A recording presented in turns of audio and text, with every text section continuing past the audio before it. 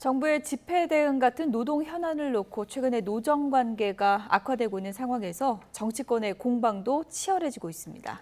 중앙선거관리위원회는 자녀 특혜 채용 의혹과 관련해서 국민권익위가 요청한 전수조사 수용 여부 등을 두고 긴급 회의를 진행합니다. 국회 취재기자 연결합니다. 박기환 기자. 네, 국회입니다.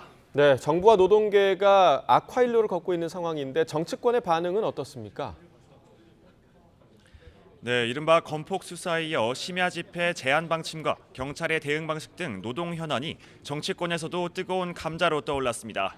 더불어민주당은 오늘 윤석열 정부 건설노동자 탄압 및 과잉수사 대응 TF 첫 회의를 엽니다.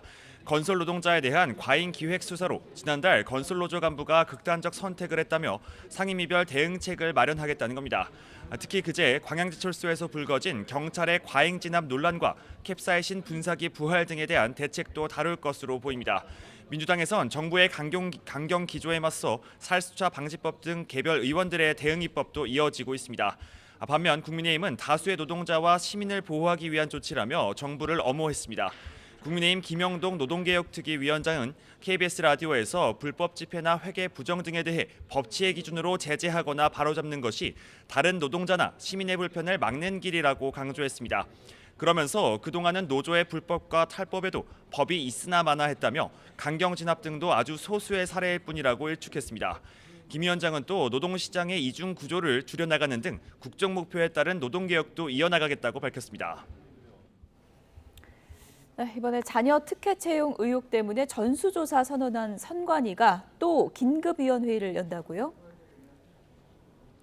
네, 그렇습니다. 중앙선거관리위원회는 잠시 뒤 10시부터 과천청사에서 긴급위원회의를 비공개로 진행합니다. 자녀 특혜 채용 의혹을 전수조사하겠다는 권익위의 방침의 수용 여부를 논의하는 겁니다. 앞서 선관위가 감사원의 직무감사는 사실상 거부하면서 단독 셀프 조사라는 지적이 잇따랐는데요. 이에 따라 권익위의 전수조사 수용 여부와 함께 감사원 직무감사에 대한 논의도 진행될 것으로 예상됩니다. 이런 가운데 추가 의혹도 불거졌습니다. 인천과 충북, 충남 선관위에서는 현직에 근무하던 4급 공무원의 자녀 4명이 경력 공채를 이용해 잇따라 채용된 것으로 파악됐습니다. 또 지난 2014년에는 4급 선관위 공무원 A씨가 근무하던 경기도 선관위의 A씨의 동생이 경력직으로 채용되고 이어 11개월 만에 승진한 것으로 확인됐습니다.